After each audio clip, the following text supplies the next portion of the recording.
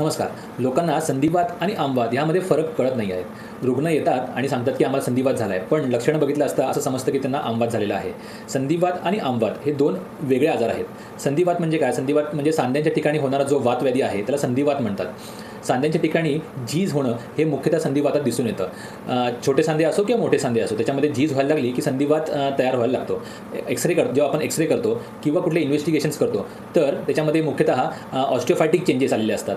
ऑस्टिओआर्थायटिक changes आलेले असतात आणि सांध्यांमध्ये स्पेस रिडक्शन झालेलं असतं. त्याच्यामुळे सांधे एकमेकांना घासतात आणि संधिवात नावाचा आजार हा झालेला असतो असं आपण समजतो.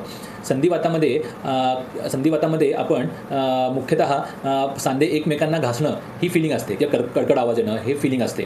आता आमवाताचा विचार केला तर आमवातामध्ये मुख्यतः आम असतो. आम म्हणजे काय? आपण जे चुकीचा आहार-विहार करतो किंवा अवेळी जेवणं, जड अन्न खूप प्रमाणात खाणं, दिवसा झोपणं, रात्री जागरण करणं, यामुळे काय होतं, शरीरामध्ये आम तयार होतो आणि हा आम इकडे-तिकडे न जाता सांध्यांच्या ठिकाणी जेव्हा जातो तेव्हा त्याला आमवात म्हणतात.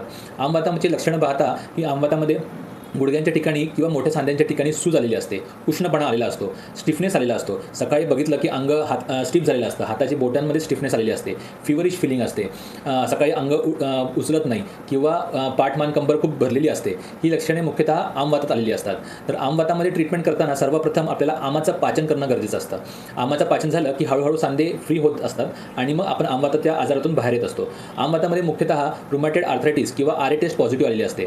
तर या गोष्टींचा आपण विचार करून त्याप्रमाणे सिंधुवार तेल ह्याचा मुख्यतः वापर आपण क्लिनिकमध्ये करत असतो. आणि दुसरं संधिवाताची ट्रीटमेंट जर बघता, संधिवातामध्ये बृहणात्मक औषधांची गरज असते. म्हणजे काय? अश्वगंधा, बला अशा औषधांचा वापर केला जातो किंवा अश्वगंधाची तेलाचा वापर केला जातो. पंचकर्माचा विचार करण्यासाठी पंचकर्म ह्या दोघांमध्ये खूप महत्त्वाचे असतात. आमवातामध्ये आणि संधिवातामध्ये वापरणारे औषधे हे निरनिराळे असतात. तर आपण जवळच्या वैद्यांकडे जाऊन योग्य प्रकारे निदान करून औषधी उपयोजना करणं हे खूप गरजेचं आहे. धन्यवाद.